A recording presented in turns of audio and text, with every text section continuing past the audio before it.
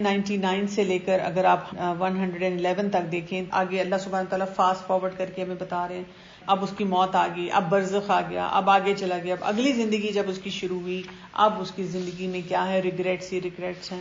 اب اس کو اتنا افسوس ہے کہ اس نے یہ سارے فیصلے کیوں کیے، اس کو یہ نہیں کرنا چاہیے تھا، اور وہ بار بار سوچتا ہے کہ اگر مجھے واپس جانے کا موقع ملے تو میں اپنے آپ کو ان سب چیزوں سے بچا لوں، میں ان میں سے کوئی بھی ایسا فیصلہ نہ کروں جو میں نے بھی کیا تھا.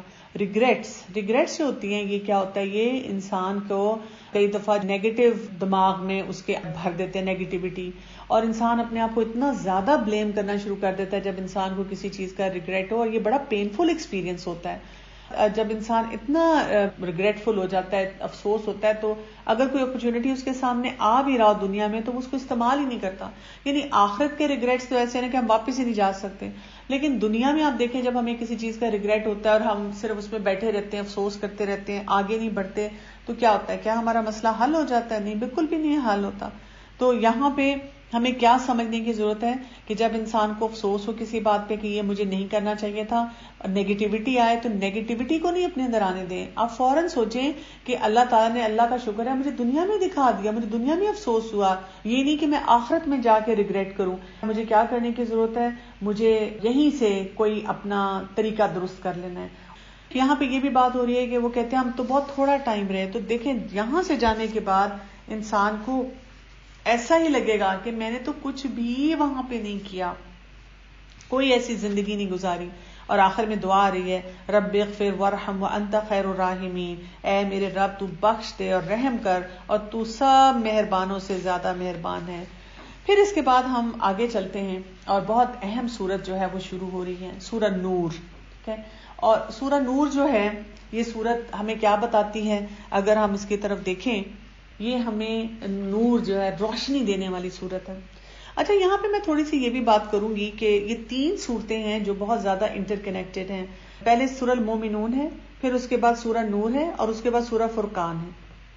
سورہ مومنون میں ہمیں بتایا گیا ہے کہ اپنے انڈیویجول پرسنالٹی کے اوپر کام کرو، جو آپ خود ہیں اپنی ذات کے اندر مکمل ہو، اپنی ذات کے اندر جو چیزیں ہیں ان کو پہلے فکس کرو، اور اسی کے سارے پیرامیٹرز پوری سورت میں جو ہیں چل رہے ہیں. پھر جب سورہ نور پہ ہم آ جاتے ہیں تو اللہ سبحانہ تعالیٰ ہمیں بتاتے ہیں جاؤ اب تم کمیونٹی کا حصہ بن رہے ہو، اب کمیونٹی میں بھی وہ روشنی پھیلاؤ. کمیونٹی میں جو لوگ جن ایشوز میں گھرے ہوئے ہیں، اپنی سوسائٹی کے ایشوز ہیں، لباس کے ایشوز ہیں، گفتگو کے ایشوز ہیں، ایکشنز ہیں ایسے، ان سب میں ہیلپ کرو. جب تک آپ کے اپنے اندر ایمان کی کیفیت سٹرونگ نہیں ہوگی، جو کہ ہم سورہ المومنون میں پڑھ رہے ہیں، آپ سوسائٹی کو کچھ نہیں دے سکتے. یو آر این ایمٹی پاٹ. اچھا، پھر جب انسان سوسائٹی میں سب کچھ دینے لگتا ہے تو اگلا سٹیپ آتا ہے، وہ کیا ہے، فرقان. فرقان کیا ہوتا ہے، فرق کرنے والی صحیح اور غلط میں. تب آپ کے اندر یہ سکل آ جاتا ہے کہ آپ کسی بھی سچویشن میں، کسی بھی مسئلے میں ہوں تو آپ کو فوراً سمجھ آ جاتی ہے یہ کام جو ہو رہا ہے یہ اللہ کے حکم کے خلاف ہے، یہ کرنا چاہیے، یہ نہیں کرنا چاہیے. تو ان تینوں صورتوں کو آپ بہت ویل کنیکٹڈ رکھیں. آپ کو اگر لگتا ہے کہ آپ کو فرق نہیں کرنا آتا، آپ کہتے ہیں میں اتنی بیوقوف ہوں، مجھے نا سمجھ ہی نہیں آتی، تو اس کا کیا مطلب ہے، پچھلے سٹیپ پہ جائیں. اس کا مطلب ہے کہ سوسائٹی میں وہ روشنی نہیں ہے، وہ نور نہیں ہے. اچھا، اگر آپ کو لگتا ہے ہاں واقعی میرے تو سارے پتہ نہیں کیا کیا غلط کام کرتے ہیں، تو آبویسلی میں نے قرآن کو اتنا نہیں پڑھا ہوا، یا پڑھا بھی ہوا ہے تو میں پھر بھی کنفیوز ہو جاتی ہوں. ایک اسکالر یہ کہہ رہا ہے، ایک یہ کہہ رہا ہے، مجھے سمجھ نہیں آتی. اس سے بھی پچھلے سٹیپ پہ چلے جائیں، اور وہ کیا ہے، اپنی پرسنالٹی کو گروم کرنا. تو سورہ نور کو جب ہم پڑھنا شروع کرتے ہیں تو اب ہم اس نظر سے ذرا اس کو دیکھیں، اس میں کیا آ رہا ہے. بسم اللہ الرحمن الرحیم، سورۃ انزلناها وفرضناها وانزلنا فیها آیات بینات لعلکم تذکرون. اللہ سبحانہ تعالیٰ یہاں پہ بڑے یونیک سٹائل سے اس سورت کا آغاز کر رہے ہیں، اور کیا بتا رہے ہیں، سورۃ انزلناها، یہ سورت ہم نے نازل کی. یہ اللہ سبحانہ تعالیٰ نے یہاں پہ ہمیں اسٹیٹمنٹ دے دی. باقی قرآن بھی تو اللہ تعالیٰ نے نازل کیا، لیکن کیا اللہ تعالیٰ بتانا چاہ رہے ہیں کہ جب ہم اس کو پڑھیں، اس سورت میں جو احکامات ہیں ان کو سمجھیں، تو ہم یہ نہ سوچیں کہ یہ کوئی کلچرل چیز تھی، کیونکہ اس جو سورت میں بہت سے احکامات ہیں ان کے بارے میں لوگ ایسی باتیں کرتے ہیں، وہ کہتے ہیں وہ تو کلچرل ان کا مسئلہ تھا، یہ جو ہے نا یہ اسلام کا حصہ نہیں ہے. تو اللہ تعالیٰ نے شروع میں بتا دیا، سورۃ انزلناہا، جو اس میں آپ پڑھیں گے نا، پڑھیں گے آپ بلیک اینڈ وائٹ میں، وہ اللہ نے نازل کیا. دوسری بات، وفرضناہا، اس میں آپشن نہیں ہے، دل چاہ رہا ہے کر لو، دل نہیں چاہ رہا چھوڑ دو. دل تو صاف ہی ہے، دل تو بچہ ہے، دل تو نادان ہے، دل کا تو حال یہ ہے کہ وہ کہتا ہے لیٹ می انجوائے فرسٹ. نہیں، فردناہا، یہ کمپلسری ہے. وَأَنزَلْنَا فِيهَا آیَاتٍ بَيِّنَاتٍ، اس سے اگلے سٹیپ پہ آ جائیں. اس میں جو اللہ تعالیٰ نے نازل کی ہیں آیات بینات، بہت روشن آیات ہیں. یہ والی جو آیت ہے نا، پہلی جو اوپننگ ہے سورہ نور کی، اتنی پاورفل ہے نا، اسی لیے میں اس پہ ضرور فوکس کرتی ہوں، اپنے لیے بھی کرتی ہوں اور آپ سب کو بھی یہی سمجھا رہی ہوں.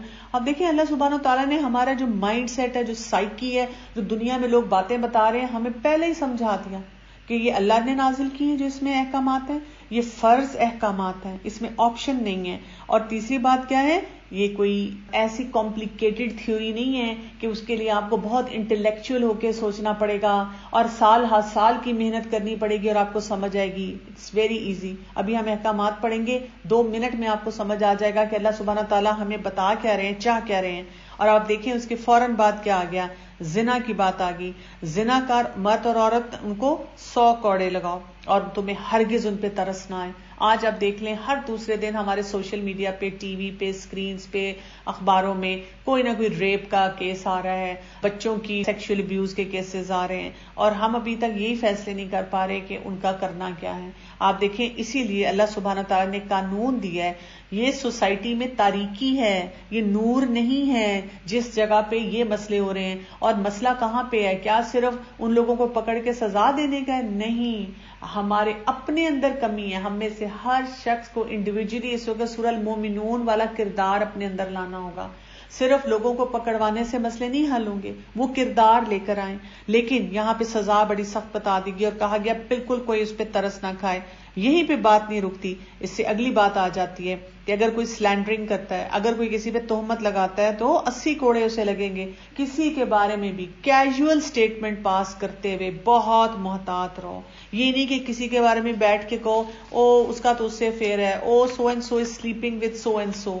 کوئی بھی معاملہ ایسا ہو اس میں محتاط رویے سے بات کرو. کیا آپ کو پتا ہے کہ آج کے دور میں جو ہمارے بچے انسٹاگرام پہ ہوتے ہیں اپنے انسٹیٹیوشنز کی طرف سے، اور اس میں لڑکے لڑکیاں خود ڈکلیئر کرتے ہیں. یعنی پہلے زمانے میں لڑکے لڑکیوں کو جوانی میں باہر گھر سے نکلنا پڑتا تھا کسی لڑکے سے ملاقات کرنے، لڑکی سے ملاقات کرنے، چھپ چھپ کے باتیں کرنے. لیکن اب ماں باپ سمجھ رہے ہیں ہمارے بچے بیٹھ کے گھر میں اسائنمنٹ کر رہے ہیں. اور بچے کیا اسائنمنٹ کر رہے ہیں؟ انسٹاگرام پہ اور اسنیپ چیٹ پہ کھلم کھلا ایسی ڈکلیریشن لگا رہے ہیں، ہی از مائی مین and she is my girl. چاہے ان کی کسی سے بات ہے یا نہیں ہے، جس کے مرضی بارے میں سکینڈل بنا کے لگا رہے ہیں. کتنے بچے جو ہیں ان چیزوں کی وجہ سے اپسیٹ ہیں، سوسائڈل ہوئے ہیں، ڈپریشن کا شکار ہیں کہ ہماری کوئی ایسے تعلقات نہیں ہیں. ان بچوں کو بھی یہ صورتیں پڑھانے کی اور یہ کردار دینے کی ضرورت ہے کہ اپنے آپ کو وہ ان ایشوز سے بچا سکیں. تو یہاں پر بہت سختی سے یہ ساری بات بتائے گی. پھر ہمیں ایک اور کانسیپٹ بھی یہاں سکھایا جا رہا ہے کہ یہ تو باہر سوسائٹی میں ہو رہا ہے نا، اسی سوسائٹی میں ہسبینڈ وائف بھی ہیں. اگر ان کے درمیان ایسا کوئی مسئلہ آ رہا ہے تو پھر یہاں پہ ایک قانون دے دیا گیا، اس کا آرام سے ضرور پڑھیے گا، جس میں بتا دیا گیا کہ وہ لعان کا طریقہ کیا ہے. پھر آیت نمبر 11 سے اگر ہم آگے دیکھیں تو واقعہ افک آتا ہے. یہ بڑا مشہور واقعہ ہے جو عائشہ رضی اللہ عنہا کے ساتھ ایسوسیٹڈ ہے. عائشہ رضی اللہ عنہا پہ الزام لگایا تھا، الزام لگانے والے منافقین تھے. اللہ سبحانہ تعالیٰ نے جب یہ آیات نازل فرمائیں اور یہاں پر لوگوں کو اس چیز سے روکا کہ کوئی کسی پہ ایسی فضول میں الزام نہ لگائے جب تک کسی بات کو کلیریفائی نہ کر لے، جب تک اس چیز کے بارے میں سوچ نہ لے. اور سوسائٹی کی طرف اشارہ کیا ہے آیت نمبر 19 میں، ان الذین یحبون ان تشیع الفاحشہ فی الذین آمنوا لہم عذاب علیم فی الدنیا والآخرہ واللہ یعلم وانتم لا تعلمون. کیا کہا گیا؟ بے شک وہ لوگ جو تشیع الفاحشہ، فحاشی کو پھیلانے کے آرزو مند ہیں، یحبون محبت کرتے ہیں اس چیز سے، ان کے لیے دنیا اور آخرت میں عذاب ہے. اور اللہ تعالیٰ جانتا ہے اور وہ نہیں جانتے. اللہ تعالیٰ کیا جانتا ہے؟ یعنی پہلے تو آپ دیکھیں تشیع الفاحشہ یہاں پر کیا کیا ہوگی، ہر قسم کی جو فحاشی، فلموں میں دیکھ لیں جو فحاشی، ٹی وی سکرینز پہ دیکھ لیں جو فحاشی، جس قسم کے جوکس ہم کریک کرتے ہیں. ہماری شادیاں دیکھ لیں، نیا شادی شدہ کپل جو ہے مسجدوں میں، پارکس میں جا کر، ابھی لڑکا لڑکی جو ہیں ابھی نکاح ہوا ہے یا ہونے والا ہے یا کوئی ایونٹ انگیجمنٹ ہے، اور ان کو وہ جو کیمرہ مین ہے، جو مووی میکرز ہیں، وہ ایسے ایسے فحش پوز بتا رہے ہیں، وہ بنا رہے ہیں، پبلک انجوائے کر رہی ہے. انہوں نے ان کے کلپس جو ہیں وہ سوشل میڈیا پہ ڈالے ہوئے ہیں اپنی ایڈورٹیزمنٹ کے لیے، اور ہم نے بڑے فخر سے اجازت دی ہوئی ہے، بالکل آپ ڈالیں. میں جو ہوں اگر اپنے ہسبینڈ یا ہے یا ہونے والا ہے اس کی باہوں میں جھول رہی ہوں تو ساری دنیا دیکھے، مجھے انجوائے کرے. تشہیر فاحشہ ہم پھیلا رہے ہیں. اپنے لباس دیکھ لیں، ہم کس قسم کے لباس پہن کے مارکیٹ پلیسز پہ جاتے ہیں، پھر ہم کہتے ہیں why are these men so dirty اور سک مینٹیلٹی، اور یہ کیوں ہے، ایسا نہیں ان کو ہونا چاہیے. نہیں، لیکن اللہ سبحانہ تعالیٰ نے ہمیں عقل بھی دی ہے کہ ہم اپنے آپ کو بھی تو مینٹین کریں. ہم اپنے گھر میں ایسے تو نہیں کرتے کہ ہم کہ میرے پاس کروڑ روپے ہے اور سونا ہی سونا ہے، اور کیوں یہ چور جو ہیں یہ اندر بریک اپ کر کے آ کے میری چیزیں لینا چاہتے ہیں. بالکل ان کو ایسا نہیں کرنا چاہیے، میں تو کھلا چھوڑوں گا. نہیں، ہم اپنی ہر چیز کی حفاظت کرتے ہیں تو اپنی عزت کی کیوں نہیں ہمیں حفاظت کرنی. تو ہر طرح کی ایسی چیز جو ہے تشہیر فاحشہ میں آتی ہے. اللہ سبحانہ تعالیٰ کہتے ہیں ایسے لوگوں کے لیے دنیا اور آخرت کا عذاب ہے، ان کے لیے دنیا اور آخرت میں مشکلات ہی مشکلات ہیں. یہاں پہ ہمیں ان ساری چیزوں کے بارے میں کوشچن کیا گیا ہے، اور ہم میں سے ہر شخص ہر معاملے میں سوچے کہ کہیں میں کوئی تشہیر فاحشہ تو نہیں کر رہی. اچھا، میں نے کچھ لوگوں کو دیکھا ہے جیسے اپنی وہ فیس بک پہ کوئی شیئرنگ کرتے ہیں. آپ نے نا کوئی موٹیویشنل چیز پڑھی، بڑی آپ کو اچھی لگی اور آپ نے سوچا کہ یہ میں شیئر کرتی ہوں، بڑی اچھی ہے، لیکن اب وہ جو موٹیویشنل سٹوری ہے اس میں لڑکی کا لباس درست نہیں ہے، اس نے منی اسکرٹ پہنی ہوئی ہے، یا کوئی بھی اینگل ایسا ہے، کوئی ایسی چیز ہے، تو دیکھیں یہ بھی تشہیر فاحشہ میں آ جائے گی. انڈائریکٹلی آپ لوگوں کو یوز ٹو کروا رہے ہیں ایسی ڈریسنگ سے، ایسی چیزوں سے. یا یہ کہ آپ کے جاننے والے ہیں، انہوں نے، آپ تصویریں اپنی نہیں لگاتے سوشل میڈیا پہ، لیکن وہ سوشل میڈیا پہ اپنی بڑی بے باک قسم کی تصویریں لگاتے ہیں. آپ کے اوپر سوشل پریشر آتا ہے اور آپ ان کو لائکس پہ لائکس کر رہے ہیں، اور لوگوں کو آپ یہ بتا رہے ہیں I have accepted every thing like that. یہ بھی تشہیر فاحشہ ہو جاتی ہے. ہمیں ان چیزوں سے بچنا چاہیے، ہمیں بالکل ان چیزوں کو ایکسیپٹیبلٹی نہیں دینی چاہیے. آپ ان کو نہیں کچھ کہہ سکتے، لیکن آپ لائک کا بٹن تو نہ دبائیں نا، کیونکہ وہاں پہ وہ لڑکی حجاب میں نہیں ہے، وہاں پہ ایکٹیویٹی کوئی ایسی ہو رہی ہے جو اللہ کی نافرمانی کی ہے. ان سب چیزوں سے اپنے آپ کو بچانے کی بہت زیادہ جو ہے وہ ضرورت ہے. آیت نمبر 22 کے قریب دیکھیں تو کیا ہوا تھا، واقع افک ہوا تھا. تو ابو بکر صدیق رضی اللہ عنہ اس میں ایک شخص تھا جو واقع افک میں بہت ایکٹیولی انوالو تھا عائشہ رضی اللہ عنہ کے بارے میں باتیں بنانے میں، اور ابو بکر صدیق رضی اللہ عنہ اس کو فائنینشلی ہیلپ کرتے تھے. obviously فادر تھے، ان کو بہت برا لگا، بہت غصہ آیا، اور انہوں نے فیصلہ کیا کہ اب میں اس کی ہیلپ نہیں کروں گا.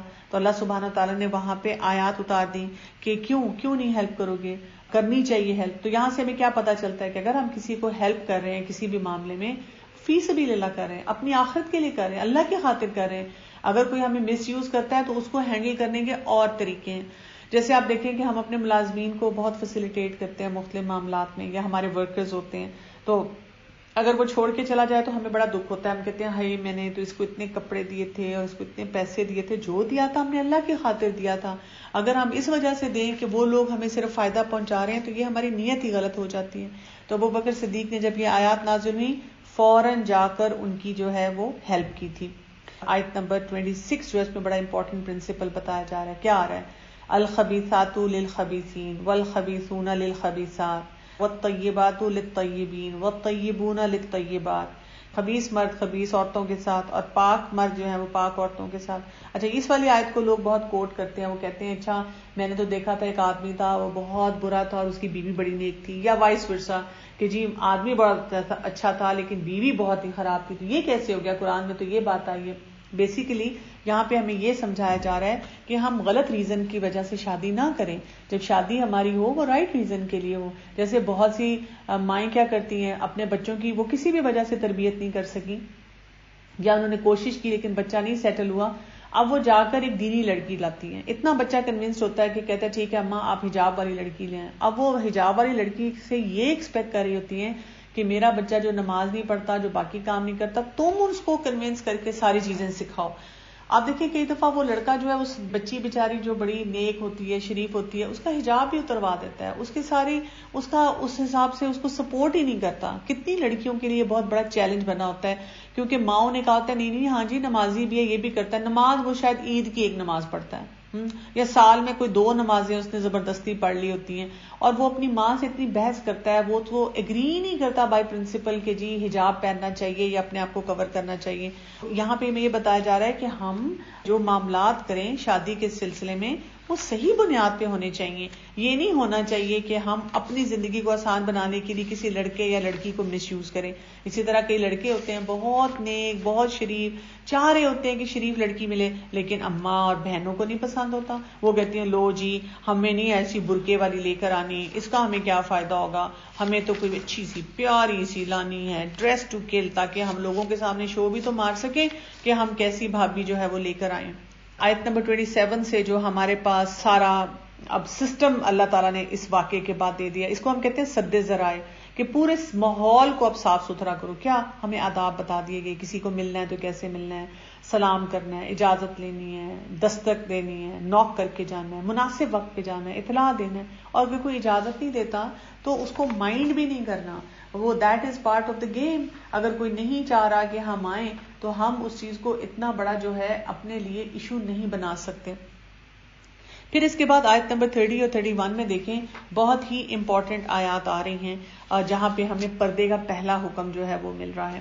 اور وہ کیا مل رہا ہے؟ قُل لِّلْمُؤْمِنِينَ يَغُضُّوا مِنْ أَبْصَارِهِمْ وَيَحْفَظُوا فُرُوجَهُمْ ذَلِكَ أَزْكَىٰ لَهُمْ إِنَّ اللَّهَ خَبِيرٌ بِمَا يَصْنَعُونَ. یہاں پہ مردوں کو پہلے خطاب کیا گیا ہے. کیا بتایا گیا ہے؟ مسلمان مردوں سے کہہ دیجیے اپنی نگاہیں نیچی رکھیں اور اپنی شرم گاہوں کی حفاظت کریں، یہی ان کے لیے پاکیزہ ہے. لوگ کچھ کرتے ہیں اللہ ان سب سے خبردار ہے. تو مردوں کے لیے حکم ہے پہلے کہ وہ نگاہیں نیچی رکھیں. تو ہمارے مرد نگاہیں نیچی کیوں نہیں رکھتے؟ کبھی آپ نے سوچا ہے؟ کیونکہ ایز مدرز ہم نے اپنے بچوں کو سکھایا ہی نہیں. ہم نے اپنی بیٹیوں کو تو بہت کچھ سکھا دیا لیکن بیٹے کو نہیں سکھایا. کتنی میں دفعہ میرے ساتھ یہ ہوتا ہے، بڑی میں چیلنجنگ سچویشن میں ہوتی ہوں. 11-12 سال کا بچہ ہے اور جیسے فیملی میں کسی سے ملاقات ہو تو وہ بچہ آگے آ کے میرے ہاتھ بھی کرتا ہے کہ جی ہاتھ ملانا ہے آپ سے، آنٹی سے ہاتھ ملانا ہے. وہ آنکھوں میں آنکھیں ڈال کے مجھے گھور گھور کے دیکھ رہا ہوتا ہے. کیا انسان ان ماں باپ کو کہے کہ آپ نے اپنے اس بچے کو نہیں بتایا کہ بیٹا یا تو آپ بالکل بالغ ہو چکے ہیں یا بالغ ہونے والے ہیں اور آپ کو نہیں ہاتھ ملانا چاہیے. اور میرے جیسا بندہ اگر ان کو کہہ دیتا ہے کہ جی آئی ایم سو سوری بیٹا، آپ اتنے بڑے ہو گئے ہیں، اب میں آپ سے ہینڈ شیک نہیں کر سکتی، میں تو بلکہ آپ کے سامنے اس طرح آ بھی نہیں سکتی، تو ماں باپ کو دکھ لگ جاتا ہے. ماں باپ کہتے ہیں آپ نے نا ہمارے بچے کو امبیرس کر دیا. یعنی آپ کو تو پہلے اس کو گائیڈ کرنا چاہیے تھا. ہم اپنی فیملیز میں، اپنے کلچرز میں یہ گائیڈنس ہی نہیں دیتے. مائیں بلکہ جب کہیں شادی پہ یا ایونٹ پہ جاتی ہیں کہتی ہیں بیٹا دیکھتے رہنا، کوئی پسند آئے تو فوراً بتانا، اس کا رشتہ ڈال دیں گے. تو بیٹا کہتا ہے اچھا ٹھیک ہے اماں میں ذرا سب کو چیک آؤٹ کرتا ہوں، بڑی لمبی لائن ہے میرے سامنے. تو مرد کو بتایا گیا کون سی نگاہ، یغضوا من ابصارہم. اس پہ بھی لوگ بڑی بات کرتے ہیں کہ نیچے دیکھتے رہیں، کیا کریں، ٹکریں مارے ادھر، نعوذ باللہ. ایسی کیا مطلب اس قسم کے مذاق بنا لیتے ہیں کیونکہ سمجھتے ہی نہیں ہیں آیات میں بات کیا آئی ہے. کیا ہے اللہ سبحانہ تعالیٰ نے کہا ہے نگاہوں میں سے چند نگاہوں کو جھکا لو. یہ کون سی نگاہیں ہیں؟ جہاں پہ شہوت محسوس ہو، جہاں پہ اٹریکشن کسی کے لیے محسوس ہو، اور اپنی شرمگاہ کی حفاظت کرو. پھر اس کے بعد 31 میں جو کمانڈمنٹ آ رہی ہے وہ خواتین کے لیے وہ بہت لمبی ہے. مرد کی تو صرف یہ تھا نگاہ نیچی کرو اور اپنی شرمگاہ کی حفاظت کرو. خواتین کے لیے کیا کہا گیا؟ ان کے لیے بھی پہلے کمانڈ یہ ہے کہ آپ بھی نگاہ نیچی کریں. یہ نہیں کہ اب آپ نے حجاب پہنا ہوا ہے تو آپ جس کو جو مرضی کہتے رہیں، دیکھتے رہیں، جیسے مرضی کریں. اور دوسری بات کیا کہی گئی کہ یہ اپنی شرمگاہ کی حفاظت کرو. پھر اس سے آگے بھی کچھ کہا گیا. کیا کہا گیا؟ وَلَا يُبْدِينَ زِينَتَهُنَّ إِلَّا مَا ظَهَرَ مِنْهَا. اور پھر کیا کہا گیا؟ اپنی زینت نہ کسی کے سامنے دکھاؤ. پھر کیا کہا گیا؟ اپنی اوڑھنیاں اپنے سینوں پہ ڈالو، اپنے سینوں کو کور کرو. پھر اس کے بعد لمبی لسٹ دے دی گئی کہ کن کے سامنے جا سکتے ہیں، کن کے سامنے نہیں جا سکتے، اور اس کو ڈیٹیل میں پڑھنے کی ضرورت ہے. اچھا اس پہ بھی خواتین کا موڈ خراب ہو جاتا ہے، وہ کہتی ہیں یہ کیا بات ہوئی، ہمیں کیوں یہ ساری باتیں کی گئی ہیں. 2 ٹرمز ہوتی ہیں اگر آپ اس کو سمجھیں. ایک ہوتا ہے ایکویلٹی اور ایک ہوتا ہے ایکوٹی. ایکویلٹی کیا ہوتا ہے؟ ایکویلٹی یہ ہوتا ہے کہ انسان سب کو ایکول اپرچونٹیز دیتا ہے. ٹھیک ہے، یہ سب کو لگے گا کہ ہمارے ساتھ انصاف ہو رہا ہے. لیکن ایک اور چیز ہوتی ہے ایکوٹی. ایکوٹی جو ہوتی ہے وہ اس سے بھی بہتر چیز ہے. اس میں کیا ہوتا ہے کہ آپ ڈفرینٹ لوگوں کو ڈفرینٹ سپورٹ پرووائڈ کرتے ہیں جو ان کی ضرورت کے مطابق ہوتی ہے، اور آؤٹ کم یہی ہے کہ جس سوسائٹی میں فائدہ ہو جائے. مثلاً آپ نے 2-3 بڑی وہ کامن سی چیزیں دیکھی ہوں گی. آپ مچھلی کو تو یہ نہیں کہہ سکتے نا کہ درخت پہ چڑھے. مچھلی چڑھ سکتی ہے درخت پہ؟ نہیں، وہ تیر سکتی ہے. بہت اچھا. اسی طرح سے آپ بندر ہے، اس کو یہ نہیں کہہ سکتے کہ تم تیرنا شروع کر دو. نہیں، وہ درخت پہ چڑھ سکتا ہے تیزی کے ساتھ.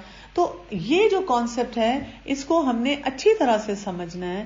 ہم اپنے آپ کو بچا کے کس طرح رکھیں، اپنی حیا کو جو ہے ہم کس طرح سے بچا کے رکھیں. اور اس کے لیے ہمیں آیت نمبر 32 میں بتا دیا گیا کہ وہ کام کیا کریں. نکاح نکاح جو ہے، جب انسان نکاح کی طرف جاتا ہے تو اس سے کیا ہوتا ہے کہ انسان کی شرمگاہ کی، نظر کی حفاظت شروع ہو جاتی ہے. اس کے بعد آیت نور آ رہی ہے. یہ بہت ہی خوبصورت آیات ہیں. اللہ نور السماوات والارض مثل نوره كمشكاة فيها مصباح المصباح في زجاجة الزجاجة كأنها كوكب دري يوقد من شجرة مباركة زيتونة لا شرقية ولا غربية يكاد زينتها يضيء ولو لم تمسسه نار نور علی نور یہدی اللہ لنورہ من یشاء ویضرب اللہ الامثال للناس واللہ بکل شیء علیم. بہت خوبصورت آیات ہیں. اس میں کہا جا رہا ہے اللہ نور ہے آسمان اور زمین کا، اور اس کے نور کی مثال ایک تاک ہے جس میں چراغ ہے، اور چراغ شیشے کی طرح قندیل میں ہے، اور شیشہ مثل چمکتے ہوئے روشن ستارے کی ہے. چراغ ایک بابرکت درخت زیتون کے تیل سے جلایا جاتا ہے، جو درخت نہ مشرقی ہے نہ مغربی ہے. خود وہ تیل قریب ہے کہ آپ کی روشنی دینے لگے، اگرچہ اسے آگ نہ بھی چھوئے. نور پر نور ہے. اللہ تعالیٰ اپنے نور کی طرف رہنمائی کرتا ہے جسے چاہے. لوگوں کے سمجھانے کو یہ مثالیں اللہ تعالیٰ بیان کرتا ہے، اور اللہ تعالیٰ ہر چیز کے حال سے بخوبی واقف ہے. تو یہاں ہمیں کیا چیز بتائی جا رہی ہے کہ جتنی بھی کائنات میں چیزیں ایگزسٹ کر رہی ہیں وہ کس لیے کر رہی ہیں؟ اللہ تعالیٰ کے کنیکشن کی وجہ سے ایگزسٹ کر رہی ہیں. جس کا ایمان اللہ تعالیٰ پہ مضبوط ہو گیا اس کو وہ نور نظر آئے گا، اس کو ہر چیز میں پتا چلے گا کہ اللہ نے کس مقصد سے یہ چیزیں پیدا کی ہیں. وہ ایک اندھے انسان کی طرح زندگی نہیں گزارے گا. اب ایسے انسان کے لیے اس کو کیا بتایا گیا؟ نور ایک ہدایت ہے. مشکات کیا ہے؟ جو انسان کا سینہ ہے. مصباح کیا ہے؟ اس سینے کے اندر دل ہے. اور زجاجہ کیا ہے؟ وہ اس کی فطرت ہے. اور زیتون کیا ہے؟ وہ علم ہے. یعنی جب بہترین سے بہترین چیز آئے، ہدایت بہترین ہے، انسان کا سینہ کھلا ہوا ہے، انسان کا دل اس میں ریسیپٹیو ہے، انسان فطرت کے مطابق فیصلے کرتا ہے، تو جب یہ علم ملتا ہے نا، قرآن ملتا ہے، تو کیا ہوتا ہے؟ نور علی نور ہو جاتی ہے. سبحان اللہ. انسان اس چیز کو انڈرسٹینڈ کرتا ہے اور انسان اس چیز کے مطابق اپنی زندگی گزارنا چاہتا ہے. یہاں پہ یہ مثال دی گئی ہے. تو ہم سب کو کیا کرنا ہے؟ اسی چیز کو سمجھنا ہے کہ ہر چیز کو اپنی لائف میں پیور کریں. کیونکہ اس کے آگے جو دو مثالیں آ رہی ہیں آیت نمبر 38 میں، اللہ سبحانہ تعالیٰ کہتے ہیں کہ دو مثالیں اس کیریکٹر کی ہیں، اس کردار کی ہیں. ایک انسان کیا ہے؟ جو کہ جاتا ہے آگے، وہ کیا سمجھ رہا ہے؟ ڈیزرٹ میں ہے اور وہاں پہ وہ کہتا ہے کہ وہاں پہ پانی آگے ملے گا. پیاسا ہے، دور سے چمکتی ہوئی ریت کو دیکھتا ہے، چٹیل میدان میں بھاگتا ہے، لیکن جب پاس پہنچتا ہے تو وہ کچھ بھی نہیں ہوتا. یہ کس انسان کی مثال ہے؟ جو دنیا میں آپ دیکھیں کہ کہتا ہے دنیا میں اللہ نے سب کچھ دیا تو وہاں بھی دے دے گا، سب کچھ مل جائے گا. یہ ایسے ہی پتہ نہیں مولوی ہمیں کیا بتاتے ہیں اور یہ کرتے ہیں. آئی ایم ڈوئنگ فائن، میری تو لائف بہت اچھی جا رہی ہے. وہ ایسے ایٹیٹیوڈ کے ساتھ رہتا ہے، اور جب وہاں پہنچے گا تو وہاں کچھ بھی نہیں ملے گا، وہ تو سراب ہوگا. دوسری مثال کس چیز کی دی گئی؟ دوسری مثال دی گئی کہ اندھیروں میں ہے. اچھا، اندھیرے بھی کیسے ہیں؟ سمندر کی تہ جو کہ ویسے اندھیرے ہیں، اس کے اوپر بادلوں کے بادل ہیں اور ہاتھ پہ ہاتھ سجائی نہیں دے رہا. یہ ایسا انسان ہے کہ اس کے سامنے جتنی مرضی خیر لے کر آ جائیں اس کو نہیں نظر آنے والی. وہ اس چیز کے بارے میں دیکھنے ہی نہیں والا، اس کو یہ چیزیں فائدہ ہی نہیں دینے والی. تو یہاں پر یہ مثال بتا کے بہت اچھے انداز میں اللہ سبحانہ تعالیٰ نے بتا دیا ہمیں کہ ہمیں کن چیزوں کے بارے میں خاص طور پہ توجہ دینے کی ضرورت ہے، کن چیزوں کے بارے میں سوچنے کی ضرورت ہے کہ ہم اپنے آپ کو اندھیروں سے نکالیں، روشنی کی طرف لے کر آئیں، اور کسی ایلیوژن یا ڈس ایلیوژن میں نہ رہیں کہ سب کچھ میرے لیے مجھے آخرت میں مل جائے گا، اللہ تو غفور الرحیم ہے. نہیں، اس نور کی روشنی میں دیکھیں کہ اللہ تعالیٰ نے ہمیں کیا رہنمائی کی ہے. آیت نمبر 58 آنورڈ میں اللہ سبحانہ تعالیٰ نے وہاں پہ پرنسپلز گھر کے اندر بتائے ہیں کہ سرونٹس کے بارے میں، کہ خواتین گھر کے اندر ہیں تو میل سرونٹ جو ہیں ان سے بھی پردے کی جو حدود ہے بتائی گئی. ایون اپنے بچے ایسے جو کہ ان کو بتایا گیا کہ وہ کس ٹائم پہ کسی جو میرڈ کپل ہے ان کے کمرے میں جا سکتے ہیں، اس کے کیا آداب ہیں وہ بتائے گئے. پھر ہم آیت نمبر 60 میں آ جائیں تو وہاں پہ ہم دیکھتے ہیں کہ ان عورتوں کے بارے میں بتایا گیا جو بوڑھی عمر میں ہو جاتی ہیں کہ اب ان کے اوپر پردے کی یا وہ جو ساری ابھی ہم نے آیت نمبر 30-31 میں پڑھا وہ والی باؤنڈریز اس سختی کے ساتھ نہیں ان کے اوپر رہتی ہیں. تو یہاں پہ بوڑھی عمر کی عورتوں کا کہا گیا. میں نے بہت سی خواتین کو دیکھا ہے جو کہ عمر میں تو زیادہ ہوتی ہیں لیکن میچنگ آپ امیجن نہیں کر سکتی. برانڈیڈ بیگ، برانڈیڈ جوتا، فلی میچنگ کے ساتھ، میک اپ بھی پورا، لیسز بھی پوری، ڈیزائننگ بھی پوری. آج کل کیا ینگ بچیاں کیپریز پہنتی ہوں گی جو وہ کیپریز بھی پہن لیتی ہیں، لیکن وہ کہتی ہے کہ میں بوڑھی ہو گئی ہوں نا تو میرے پر پردہ نہیں ہے. یہ پردہ کس پہ نہیں ہے؟ یہ باؤنڈری کس کے لیے اللہ تعالیٰ نے آسانی کی ہے؟ وہ خواتین جو اتنی بوڑھی ہو گئی ہیں کہ وہ میچ نہیں کر سکتی، وہ ڈریس کوئی پہنا تو دوپٹہ کوئی اور رنگ کا لے لیں گی اور ان کو فرق نہیں پڑے گا. جیولری بھی اب ان کو انٹرسٹ نہیں رہا، کپڑے بھی ایسے وہ فیشنیبل نہیں سلواتی جو بالکل اپ ٹو ڈیٹ ہوتے ہیں. کیونکہ اگر آپ فیشن سینس اتنی اسٹرانگ رکھتے ہیں تو پھر آپ کو اپنے آپ کو پردے کی اس میں باؤنڈری میں رکھنا ہوگا. تو اس طرح کے بہت سارے کچھ اور بھی احکامات ہیں. جب آپ اس سورت کو ڈیٹیل میں پڑھیں گے تو یہاں تک آپ کو سمجھ آئے گی. آج میں سورہ فرقان نہیں کروں گی کیونکہ سورہ فرقان کی کچھ جو ابتدائی آیات ہیں وہ اس میں 18ویں پارے میں ہیں 20 تک، اور اس کے بعد 19 پارہ شروع ہوگا. تو انشاءاللہ اس سورت کو ہم ان ون گو کریں گے. تو یہاں پر ہم نے 2 ایسپیکٹس جو ہیں آج ان کو اسٹرانگلی کور کر لیا ہے. ایک ایسپیکٹ کیا ہے کہ ہم نے سورہ المومنون اپنے اندر ایمانی کیفیت کو بہتر کرنا ہے، اور دوسرا ہم نے اپنی سوسائٹی جو ہے اس میں بھی جو ہمارے مسئلے مسائل اور چیلنجز چل رہے ہیں ان کو بھی ہم نے ساتھ ساتھ دیکھنا ہے. دیکھیں نظر کا جو پردہ ہوتا ہے نا، یہی ہمارے لیے سب کے لیے چیلنج ہے کہ جب بھی ہمیں لگے کہ کسی کے لیے ہمارے ذہن میں اٹریکشن آ رہی ہے تو ہم اپنی نگاہ کو نیچی کریں. اور کچھ لوگوں کو اگر لگتا ہے کہ ہماری نگاہ کو نیچی کرنا مشکل ہے تو پھر اپنی لائف سٹائل پہ دیکھیں. فلمیں آپ کی زندگی میں نہیں ہونی چاہیے، گانے آپ کی زندگی میں نہیں ہونی چاہیے، ہیلدی لائف سٹائل ہونا چاہیے، کھانا آپ کا سمپل ہونا چاہیے، عبادت آپ کی لمبی ہونی چاہیے، عبادت کا طریقہ آپ کا درست ہونا چاہیے، گفتگو آپ کی جو ہے باحیا ہونی چاہیے. حیا کے جتنے پیرامیٹرز ہمیں بتائے جاتے ہیں وہ سب آپ کی زندگی میں ہونے چاہیے. لیکن اگر ہم ایکسپیکٹ کریں کہ کوئی میریکل ہو جائے گا اور ہم سارے غلط کام کرتے رہیں اور پھر ہم باحیا ہوں، ایسے نہیں ہو سکتا. اپنے آپ کو باحیا بنانے کے لیے بہت سی چیزوں کو جو ہے وہ مینج کرنا پڑتا ہے. Is Facebook stalking also fall in this category? جی بالکل. فیس بک پہ جیسے آپ دیکھیں لوگ بیٹھ کے سامنے کسی کے نہیں دیکھتے لیکن فیس بک پہ لوگ گھور گھور کے کسی کو دیکھتے ہیں.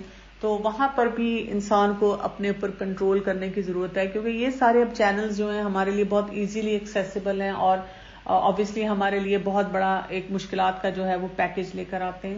آپ کو پتا ہے کہ بچپن سے اگر ہم بچوں کی کھانے کی ہیبٹس، لائف سٹائل کی ہیبٹس، دیکھنے کی ہیبٹس، ہیلدی لائف سٹائل کی طرف جائیں اور ان سارے کانسیپٹس کو اچھی طرح بچوں کو سمجھائیں تاکہ جب وہ آگے سوسائٹی میں جائیں اور انڈیپینڈنٹلی ان کو بہت سے ڈیسیجن لینے ہوں تو ان سب خرافات سے وہ اپنے آپ کو بچا سکیں. اور باقی اللہ سے دعا، جو بھی آپ فیصلہ کریں اور کام کریں اس میں اللہ سے بہت زیادہ دعا ضرور کریں.